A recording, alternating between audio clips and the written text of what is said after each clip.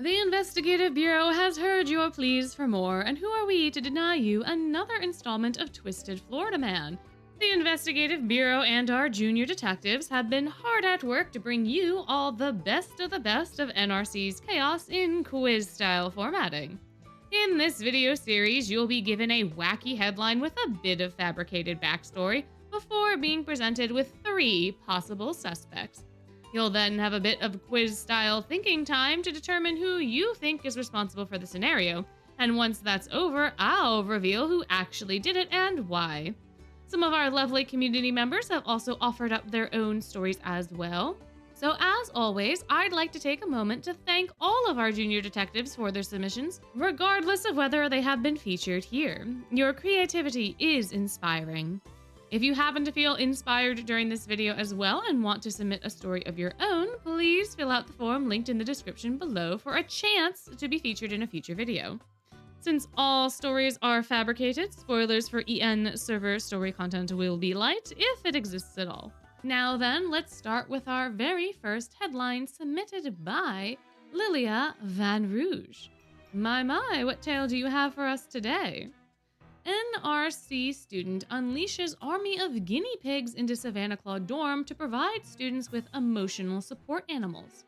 One day after classes ended and a majority of students were in their dorms, some students in Savannah Claw heard the sound of tiny paws patting their way along with little sweeps. Soon after, a herd of guinea pigs infiltrated Savannah Claw dorm, adorably squeaking and crawling all over the very confused students. The students played with the little rodents for a while until 2 of the furry burglars awoke a very sleepy Leona King Scholar from his nap by crawling on him and nipping at his ears. Leona ordered that everyone in the dorm wrangle as many guinea pigs as they could and bring them to the common room.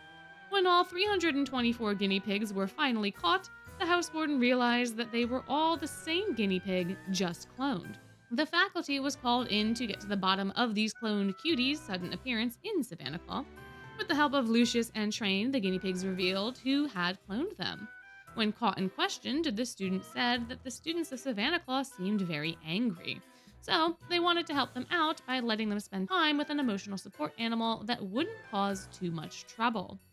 The teachers appreciated the students' attempt at a good deed, but did tell them that they needed to spend the next week cleaning Savannah Claw's dorm building as punishment. The guinea pig was safely returned home and expressed that it would be happy to play with any of the Savannah Claw boys again. Our suspects in this case are Cater, whose unique magic can clone things and likes posting pics of cute animals, Kaleem, who loves animals and seeing people happy, and you, who had seen the worst of the Savannah Claw boys' attitudes in Book 2 and thought they could use some emotional support for their anger issues. Who done it?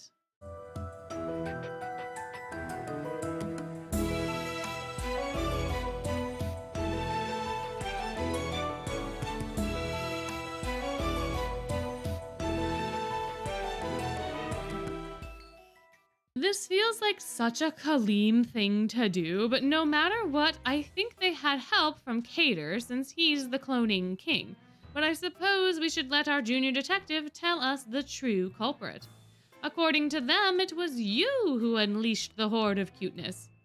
After seeing Savannah Claw students continuously bully others on campus, you decided they should do something about it since Leona clearly wasn't. They'd used a potion Corel taught them how to make in class to clone the guinea pig, then asked Grimm to speak to the animal about their plan to give the Savannah Claw students some kind of fluffy support. The guinea pig was on board with the plan as they liked the idea of bringing emotional support to some clearly troubled individuals. The guinea pig is now safely with Sam and helps him work the cashier when the Shadow Man is out doing deliveries. He also now doubles as an emotional support companion if students ever need to borrow him. Just ask Sam for the little guy who now goes by Little S. Thank you, Lilia Van Rouge, for this lovely report. But now it is on to our next headline. NRC student gives tour of haunted cellar with cat in hand for Magicam. Goes viral for all the wrong reasons. Ghost hunting content has been trending on Magicam, and one NRC student decided they were going to capitalize on it. After politely asking the ramshackle prefect for permission to film in the dorm's basement, this student began staging a few haunted tricks for clicks. One of the dorm's living residents, Grim, decided that he needed to be included in this viral trend so the world could see his magnificence. He heckled the filming NRC student until they agreed to include him in the video. However, they had a stipulation. They had to carry Grim throughout the video. The dire beast agreed and the two set out to film. Unfortunately, Grim was not informed of the staged haunting bits, so when they started to happen without the ramshackle ghosts, he got a bit scared, then nervous, and then he decided to torch the basement to get rid of the invisible specters. While both students and the dorm ended up miraculously unscathed, their video went viral for the mishap rather than the haunting, and both had to endure a few weeks of teasing from their classmates. Our suspects in this case are Cater, who is known to frequent Magicam, Azul, who is known to capitalize on things, or Lilia, who is known to enjoy spooky things, including spooking others. Who done it?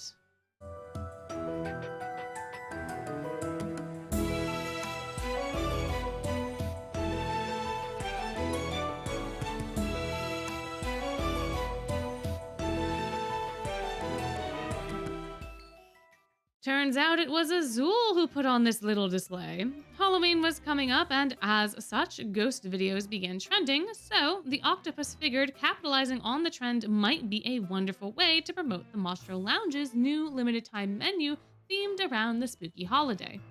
If things went well, he might even be able to convince the Ramshackle prefect to allow him to open up a pop-up location within Ramshackle. And maybe, just maybe, if the promotion was a huge success, a permanent branch could be established at the location. Unfortunately for Azul, Grim stuck his little paws into the mess, which Azul had at first figured could be a good thing. After all, cat videos also trend, do they not? And Grim is very cat-like. Combining the two might help boost this video to the top of the trending page. And technically, it did, but only technically. Failing to inform Grim of the staged hauntings was supposed to create more genuine reactions to help the video become more credible, but it ended up turning the whole affair into a fiery disaster. A disaster that Jade and Floyd have ensured Azul would not be forgetting anytime soon. Our next headline was submitted by Junior Detective windyzgale, who is reporting on the tale NRC student unleashes almost catastrophe levels of chaos. Ortho wanted to get Idia, his shut-in brother, out of his room, but nothing seemed to be working. So Ortho decided to call in an expert, and said expert suggested that gathering cats in the plaza with permission from the faculty would likely lure out his brother. Things went quite smoothly, but the peace didn't last long. When Ortho succeeded in getting Idia to head to the plaza, the two were shocked by the sight of cats existing everywhere and anywhere in the space. Cats were scratching the trees, the benches, and some unfortunate students. Fortunately, the faculty came just in time before the chaos could get any worse. Upon investigation, it turns out the plaza was filled with fresh enchanted catnip, which usually doesn't do much. But with so much gathered in one place, the cats had gone crazy. Since no one got hurt, the faculty didn't punish the culprit, but the culprit's pride was damaged. Our suspects in this case are Floyd, who loves a good bit of chaos, you, who may have had some catnip for their totally not a cat dire beast pal, or Jack, who may have wanted to help you with some tasks while pretending that he didn't. Who done it?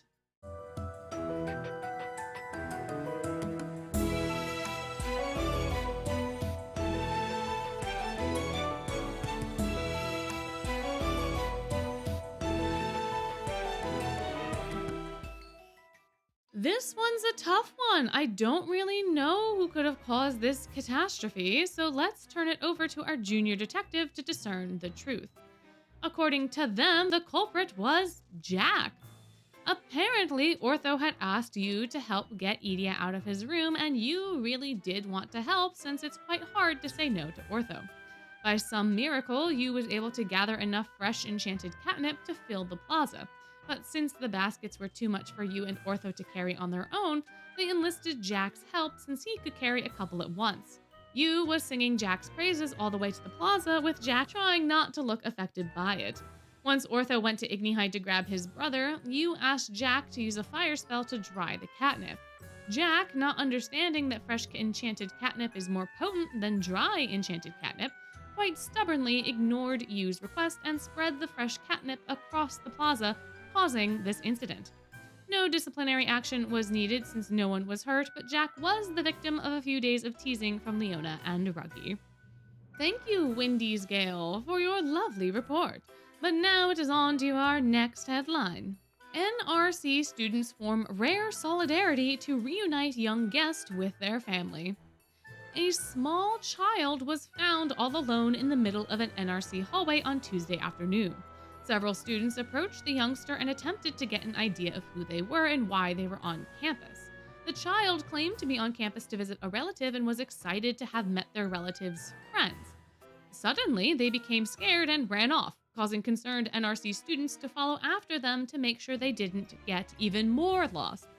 This turned into an entire day of various students babysitting the young guest while trying to get more information out of them, with the youngster running away at seemingly random intervals. Eventually, the child found the relative they were looking for, and the campus could finally breathe a collective sigh of relief.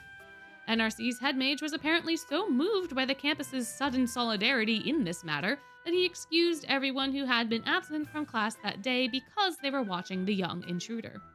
Our suspected family members in this case are Leona, who has a small nephew, Jack, who has younger siblings, and Trey, who also has younger siblings.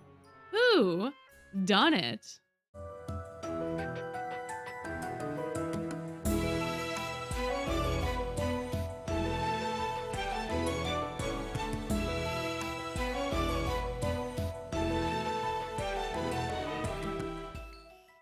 In this case, our culprit was Leona. He had skipped out on some sort of formal ceremony back home, resulting in his brother, Felina, coming to NRC personally to scold him.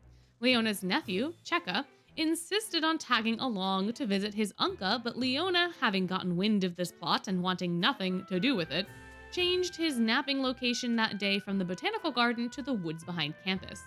When Cheka got bored of waiting around, he decided to seek out his uncle himself, slipping away from his guards and father, which resulted in him being found alone in the hallway.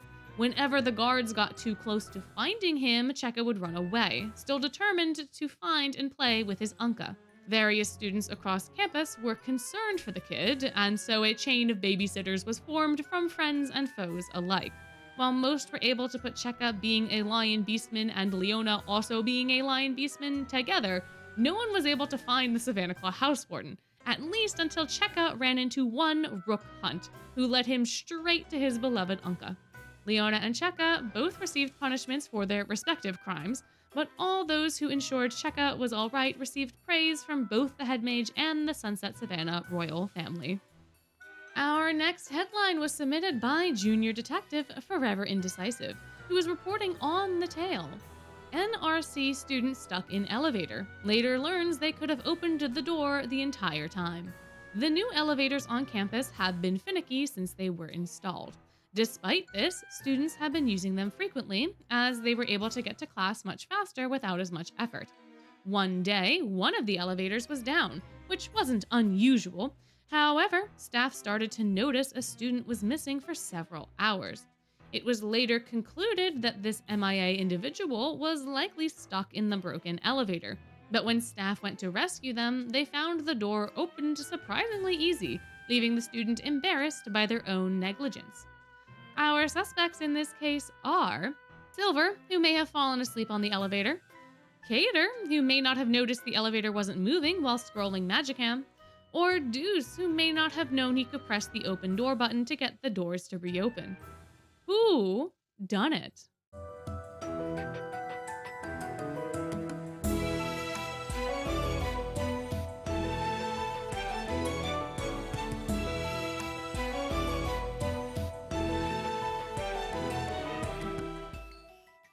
Honestly, as much as I'd love to say Silver, I think this is a case where the brain cells were not brain celling, which leads me to suspect Deuce.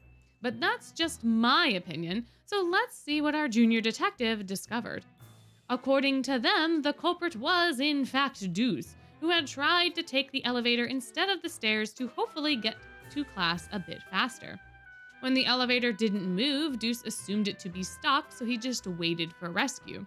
Unfortunately, the elevator looked out of service to everyone else, so no one attempted to open it, and Deuce didn't hit the button to do so himself, so he waited and waited until he was eventually found. Apparently, it was only the lift mechanism that had been broken, with the rest of the elevator being operational, so Deuce was half right, kinda. Thank you, Forever Indecisive, for this lovely tale, but it is time to move on to our next headline. NRC students' secret stash of collectibles is revealed, shatters campus record. Right before break, an NRC student decided to clean out their dorm room to take stock of all their collectibles. Not having enough room to accurately count things within their dorm room, the student decided to use the hallway as their own personal organizational space. With a quick sign hung up to identify their materials as not trash or free, the student got to work organizing all of their belongings. Students who passed by went from curious to shocked as our culprit continued to bring more and more things into the hallway.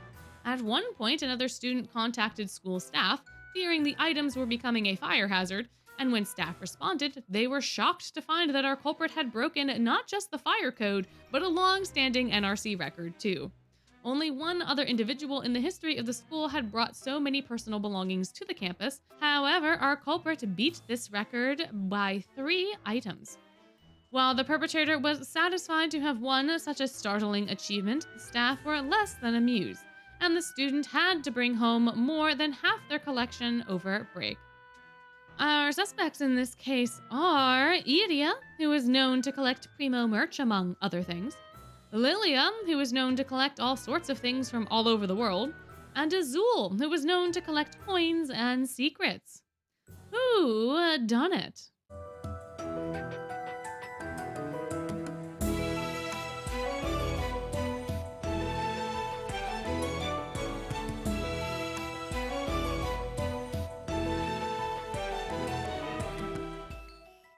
In this case, our culprit was Lilia, who hadn't realized just how much stuff he had accumulated over his student tenure.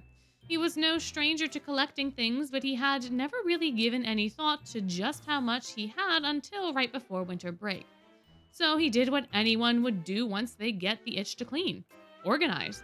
The hallway was a nice, convenient locale to offload his items into various groups, and since he was the vice house warden of the dorm, he figured no one was going to try to steal his things. Curious passersby began asking questions and shrugging off the whole thing as Lilia being eccentric until the piles became obstacles in their path. At that point, the intervention was called and the items had to be packed away in boxes to be moved back to Lilia's home. Parting with things can be such sweet sorrow, but Lilia did not seem discouraged. In fact, he was quite delighted to find out that he had broken a record he didn't even know existed. A small party was even hosted by House Warden Malleus that evening after the items were packed away to celebrate this achievement. Our next headline was submitted by Junior Detective Sevenofspiders, who was reporting on the case. NRC Ville Schoenheit lookalike competition crashed by mystery guest. One day, a conversation emerged between 2 Pomfiore students that were discussing who came closer to the immeasurable beauty of Ville Schoenheit. While they both agreed neither of them were able to reach it fully, the idea was planted, and within days there were posters and Magicam posts about a Ville lookalike contest in the campus courtyard. On the day of the event, all the hopeful students gathered in said courtyard awaiting the contest, but the festivities were derailed by a mysterious participator instead. Our suspected interlopers in this case are Rook, who was rumored to be very interested in watching this competition, Nej LeBlanc, who had been dragged along to NRC by notorious trespasser Chenya, and Floyd, who was seen near the courtyard in a foul mood due to an earlier potions accident. Who done it?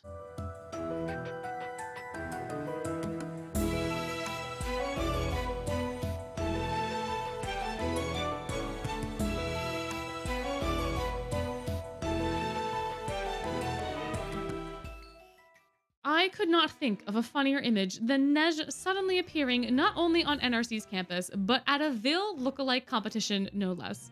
Therefore, I'm betting my chips on him, but only our junior detective knows the truth, so let's see what they had to say. According to their report, the culprit was in fact Nej. Nej had been looking for Vil at NRC that day, unaware that the competition was going on. Instead of finding the actual Vil, Nej found himself in a crowd of look-alike hopefuls, more confused than ever. It didn't take long for him to be discovered in the crowd, and fans swarmed him. Within minutes, all thoughts of the competition were discarded, and those not interested in getting a selfie with or something signed by Nej dispersed with a huff. It took Nej more than an hour to get out of the crowd, and Vil was reported as being particularly testy that evening. Thank you, Seven of Spiders, for this lovely report, but now it is on to our next headline. NRC dorm hosts unofficial cursing contest, leading to campus-wide ban on such words. NRC is no stranger to curse words, but a recent trend forced campus staff to begin cracking down on those words. A couple of students had a heated debate which quickly transformed into an exchange of swears and curses. Passers-by from the same dorm as the quarreling students misunderstood the argument as a competition, and soon nearly all of the dorms on campus were tracking how many expletives they were saying. One dorm even began sending out email newsletters with weekly standings, which only served to further fuel this fire. Eventually, students even began cursing in class and at their professors, which resulted in the immediate banning of such words across campus. An investigation was launched to find the originator of the trend. Even though the feuding students did not intend for their conflict to become a craze, one of them jumped headfirst into the fray once the competition started, and were therefore considered the starting party and punished accordingly. Our suspects in this case are Apple, who is known to tussle whenever and wherever, Ace, who is known to taunt and tease frequently, even to his own detriment, or Jack, who is known to defend his principles strongly. Who done it?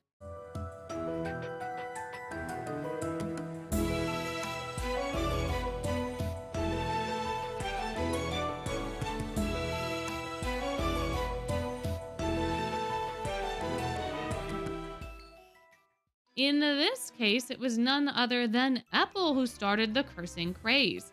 Apple hadn't wanted his fight with a few Savannah Claus students to turn into a whole thing, but he was gonna be darned if he let that dorm outshine Pomfiore once the leaderboards came out.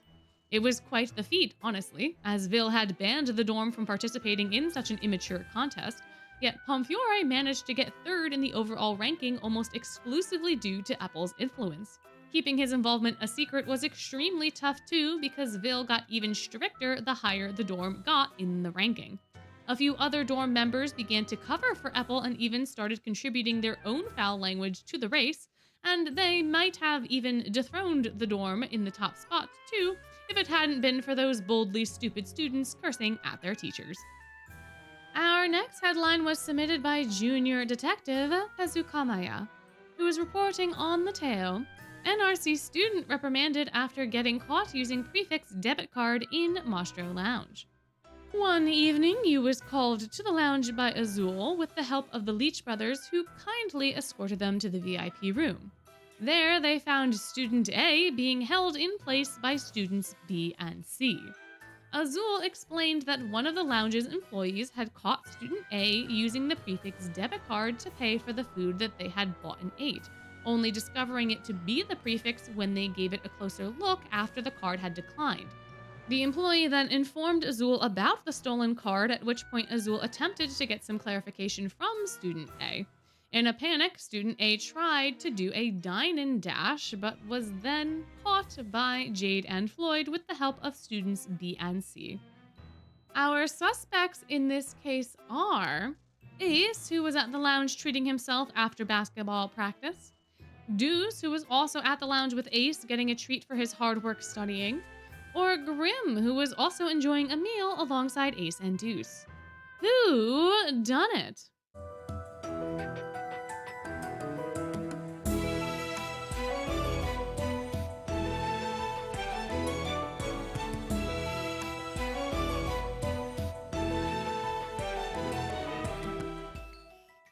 I'm really hoping that Ace didn't steal our debit card because Deuce is too nice to do so.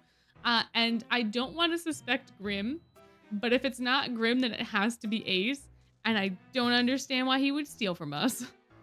Grim, though, could have easily snatched it or even just had the card on his own linked to the prefix account. So I hold on to my hope and I'm going with Grim here. But as always, the truth lies with our junior detective, so what did they report? According to their report, it was in fact Grim, thank goodness, that tried to use the card. Earlier in the week, you had gotten themselves a debit card so that they would be able to make purchases while keeping the rest of their cash securely saved for emergencies and other necessities. You explained to Grim during a different outing to the lounge that the card was only to be used for emergencies, such as buying food or getting more supplies for the dorm.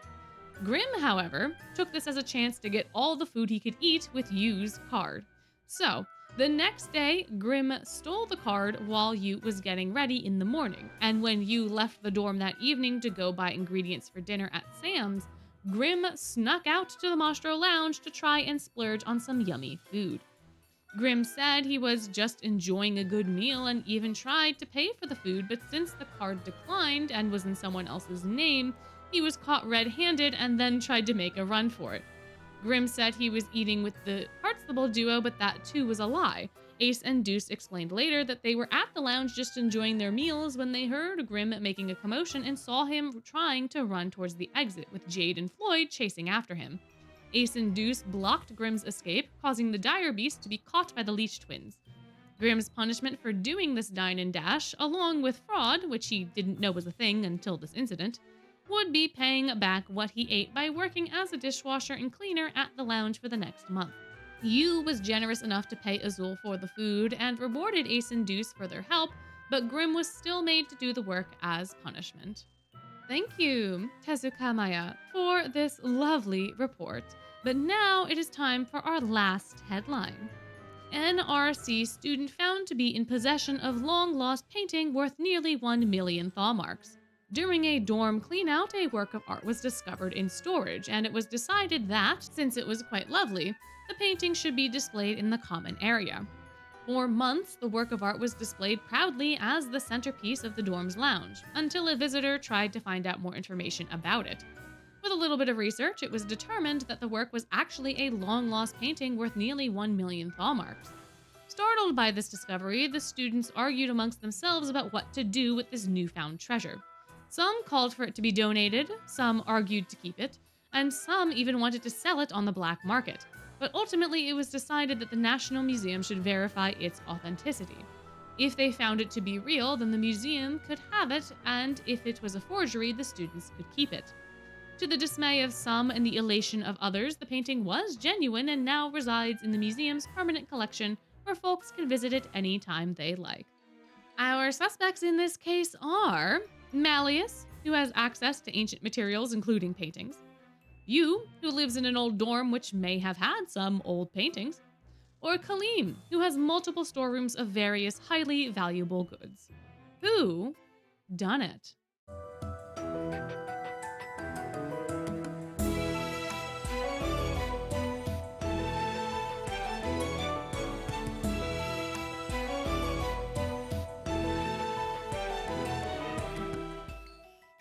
Turns out Yu was responsible for this discovery. While cleaning out Ramshackle's attic to prepare for some roof repairs, Yu found an interesting looking landscape painting. They decided it was nice, so instead of having it continue to collect dust, they hung it in the Ramshackle common room. It remained proudly displayed for some time before Yu asked Ortho during a freshman hangout if he could scan the work to find out any details. It was then that the true nature and worth of the painting was revealed. The group debated for a long while about what to do with this information and whether or not the head mage should be informed. Sensing the bird might try to weasel something out of the discovery, the group independently contacted the National Museum and offered to return the painting into their capable hands. The museum agreed to verify the painting, and once it was found to be genuine, accepted the school's generous donation of it to their private collection. Head Mage Crowley somehow took the bulk of the credit for the piece's discovery, but at least now it can be enjoyed by all. And that's that. Another 10 headlines down and another 10 culprits revealed. If you had a good time and want more content like this, please let me know down below with a comment. And while you're there, I'd love to know how many folks you got right, got wrong, and any other thoughts you might have. If comments aren't your thing, you can always like and subscribe instead. And if you felt particularly inspired, that link is in the description for you to submit your own story for potential inclusion in an upcoming installment. Now then, before you go, I just have to remind you that you're amazing and I hope you have a wonderful day.